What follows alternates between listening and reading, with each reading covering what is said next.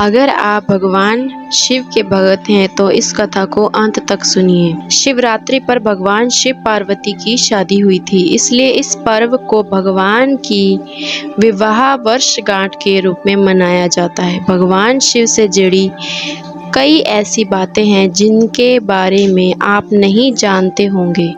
इन कहानियों में कई रहस्य छिपे हुए हैं, आइए जानते हैं। माँ काली के चरणों के नीचे मुस्कुराते हुए शिव। भगवान शिव महादेव माँ काली के चरणों के नीचे भी मुस्कुरा रहे हैं। भगवान शिव क्रोध और उग्रता के प्रतीक हैं, फिर भी वह सबसे उदार रूप में हैं। ऐसा क्यों? आइए बताते हैं इसके पीछे की वजह। एक बार काली माँ बहुत ज़्यादा क्रूर अवस्था में थी। कोई भी देव, राक्षस और मानव उन्हें रोकने में समर्थ नहीं था। तब सभी ने माँ काली को रोकने के लिए सामूहिक रूप से भगवान शिव का स्मरण किया। महाशक्ति जहाँ जहाँ कदम रखती वहाँ विनाश होना निश्चित था। भगवान शिव ने भी ये अनुभव किया कि वह महाशक्ति को रोकने में समर्थ नहीं है। तब भगवान शिव ने भावनात्मक रास्ता चुना और उन्हें रोकने पहुँचे। भोलेनाथ माँ काली के रास्ते में लेट गए। जब माँ काली वहाँ पहुँची तो उन्होंने ध्यान नहीं दिया कि भगवान शिव वहाँ लेटे हुए हैं और उन्होंने शिव की छाती पर पैर रख दिया। अभी तक महाशक्ति ने जहाँ जहाँ कदम रखा था वहाँ सब कुछ खत्म हो चुका था, लेकिन यहाँ अपवाद हुआ। महाकाली ने जैसे ही देखा कि भगवान शिव की छाती पर उनका पैर है, उनका गुस्सा शांत हो गया। वह पश्चाताप करने लगी। इस एक कहानी से हम बहुत कुछ सीख सकते हैं। ये मानने नहीं रखता कि हमारे पास कितने संसाधन हैं और हम कितने शक्तिशाली हैं। कई बार ऐसे मौके आते हैं जब हमें सोच समझकर परिस्थितियों को संभालना पड़ता है। हर मुश्किल का हल निकाला जा सकता है अगर सूझबूझ से फैसला लिया जाए। माँ पार्वती की ली थी परीक्षा।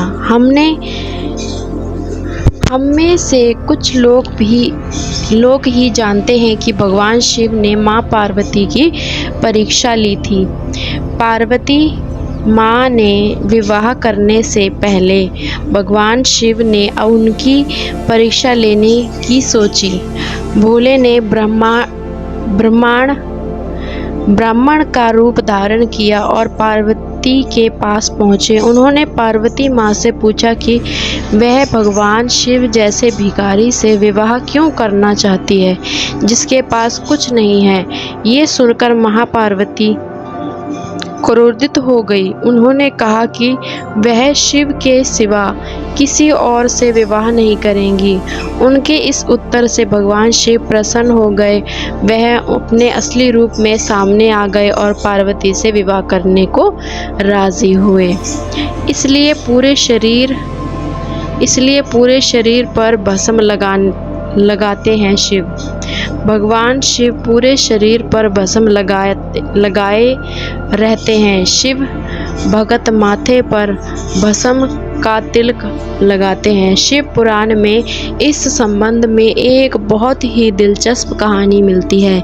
एक सांप था जो खूब तपस्या करके शक्तिशाली हो चुका था। वह केवल फल और हरी पत्तियां खाते थे, इसलिए उनका नाम प्रनद पड़ गया था। अपनी तपस्या के जरिए उस साधु ने जंगल के सभी जीव जंतुओं पर नियंत्रण स्थापित कर लिया था। एक बार अपनी कुटिया की मरम्मत के लिए लकड़ी काट रहे थे, तभी उनकी उंगली कट गई। साधु ने देखा कि उंगली से खून बहने के बजाय पौधे का रस निकल रहा है। साधु को लगा कि वह इतना ज़्यादा पवित्र हो चुका है कि उसके शरीर में खून ही नहीं बल्कि पौधे का रस भर चुका है।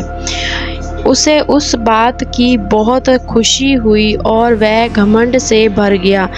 अब साधु ने खुद को दुनिया का सबसे पवित्र शख्स मानने लगा। भगवान शिव ने जब ये देखा तो उन्होंने एक बूढ़े का रूप धारण किया और वहाँ पहुँचे। बूढ़े व्यक्ति ने शेष में छिपे भगवान शिव ने साधु से पूछा कि वह इतना खुश क्यों है। साधु ने वजह बता दी। सब बात जानकर उससे पूछा कि ये पौधों और फलों का रस ही तो है, लेकिन जब पेड़ पौधे जल जाते हैं तो वह भी राख बन जाते हैं। अंत में केवल राख ही शेष रही जाती है।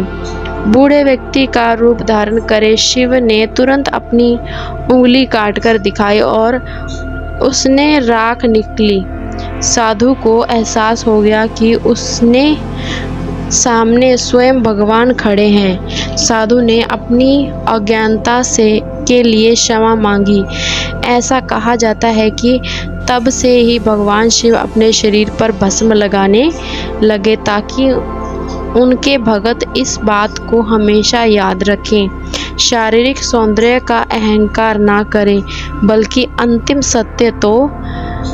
सत्य को याद रखें।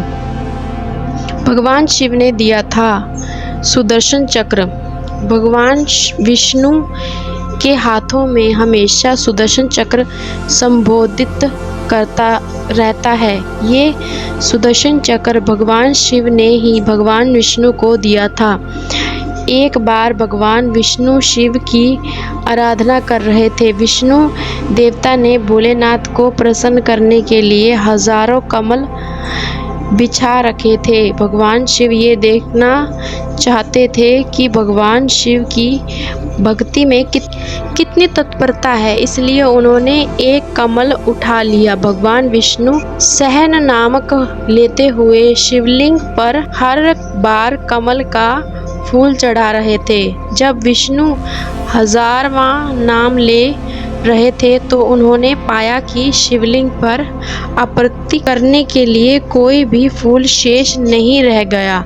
तब भगवान विष्णु ने अपनी आँख निकालकर शिव को अर्पित कर दी। भगवान शिव विष्णु को कमल नायक कहा गया है, इसलिए कमल के फूल के बजाय उन्होंने अपना नेत्र अर्पित कर दिया। अटूट भक्ति देखकर भगवान शिव ने भगवान विष्णु को सुदर्शन चक्र भेंट किया। अमरनाथ गुफा की कहानी। भगवान शिव के भक्तों के लिए अमरनाथ गुफा बहुत महत्वपूर्ण है। जब माँ पार्वती ने भगवान शिव से अमरता का रहस्य बताने के लिए कहा तो वह गुफा की ओर निकल गए।